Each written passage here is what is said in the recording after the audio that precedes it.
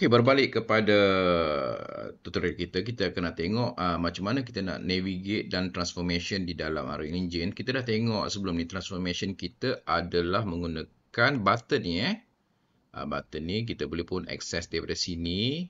Kita pun boleh access daripada button ni. Okay, ni untuk kita select, move, rotate dan scale. Alright, kita pun boleh klik, kita boleh select objek kita macam ni. Okay. Shortkey untuk yang famous adalah kita tekan F untuk kita fokus. Kalau kita tekan F, dia akan bawa objek kita tu dekat kepada kita. Contoh yang ujung ni, kalau saya select, tekan F, dia akan dekat sini lah. So, kalau yang ni, F, dia akan pergi kat sini. Okay, jadi, shortkey F selalu akan kita gunakan untuk kita buat game. Alright.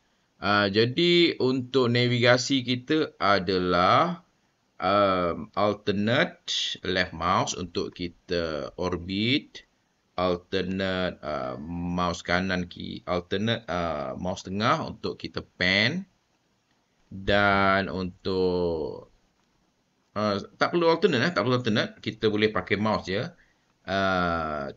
Mouse kiri untuk kita orbit, mouse kanan untuk kita, mouse tengah untuk kita pan, dan mouse kanan untuk kita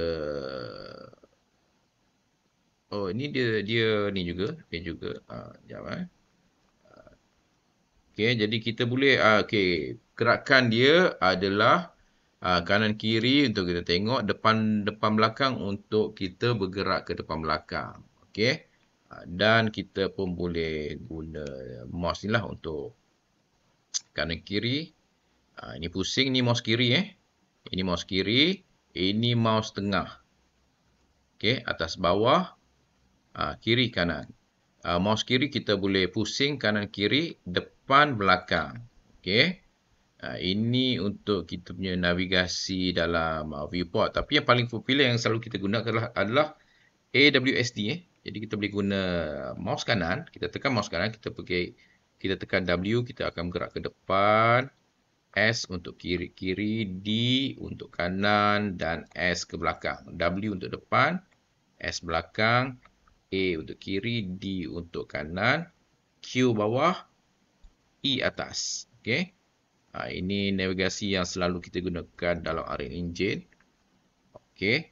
Dan seperti yang kita tengok tadi, F adalah focus. Okey, kemudian kita tengok sebelah kanan ni, kita ada world space coordinate dan kita ada local space coordinate. Ini kita akan tengok lebih lanjut di masa-masa akan datang. Cuma kita nak tahu kat sini adalah button dia. Kita boleh switch world space dengan local space. Kemudian kita ada snap. Ini snapping. Okey, jadi kalau kita onkan snap dekat sini, contoh dia kita ada snap, kita bergerak contoh ini Kalau saya gerak, okay, kita punya snap adalah 10. Kalau kita nak dia 500, dia akan snap 500. Terlampau tinggi, kita buat 50 contoh. Jadi pergerakan kita akan dia snap macam ni. Okay, ini fungsi snap. Jadi kita ada 3 jenis snap. Kita ada position snap, rotation snap. Okay, ini berapa darjah. Contoh dia 45 darjah. Jadi bila saya rotate, dia akan berpusing pada 45 darjah. 45 darjah. 90 darjah. So, setiap 45 darjah tu dia akan snap. Okey. Sama juga dengan scale. Sekarang ni scale dia kita pakai 25. Contoh kita nak pakai 01 untuk scale. Jadi, kita akan scale setiap 01. Dia snap. Setiap 01 dia snap. Setiap 01 dia snap. Okey. Tapi biasanya kita, kalau kita nak dia lebih bergerak lebih laju, selalunya kita offkan snap. Okey. Bila kita offkan snap ni, kita boleh tutup snap ni. Kita akan bergerak lajulah. Okay, sebab tak ada snap. Okay. Rotation pun sama. Kita tak ada snap, kita tutup snap. Jadi, kita akan bergerak lebih berpusing, lebih laju. Jadi, kalau kita nak ada penggunaan snap, kita pastikan kita on snap dan berapa value snap. Okay, jumlah snap yang kita akan gunakan. Okay, dekat sini, kalau kita perhati, Unreal Engine ni dia ada grid tau. Okay, mungkin kita tak nampak grid dekat sini. Kita ada grid. Kita ada grid. Saya tak nampak grid. Jadi sebenarnya dia ada grid. Jadi kita tahu berapa size grid kita. Okay. untuk kita snap. Nanti kita mungkin akan tengok di video-video akan datang tentang grid. Okey, kemudian kita ada perspektif. Kita boleh tengok top view. Kita boleh tukar view kita kepada, sekarang ni perspektif ini, pandangan atas. Okey, pandangan atas kita macam ni. Kita ada mode sebelah kanan top dan kita punya rendering mode. So, bila kita tukar ke top, dia akan tukar wireframe sebab tu pandangan kita macam ni. Kalau kita nak tengok visual kita cantik macam tadi, kita pergi ke lead.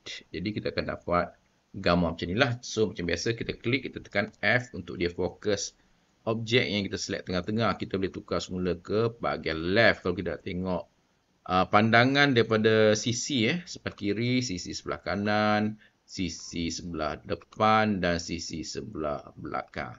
Okey. So saya akan balik kepada perspektif. Ini dia perspektif. Ini yang selalu kita akan gunakan. Okey. Ini adalah perspektif kita Right.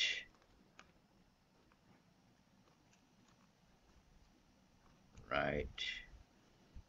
Okey, jadi kena biasakan dengan navigasi Unreal Engine ni untuk kita lebih mudah untuk bergerak dalam kita punya editor. Okey, jadi itu saja untuk video kali ini. Kita akan tengok lagi di dalam video akan datang. Terima kasih.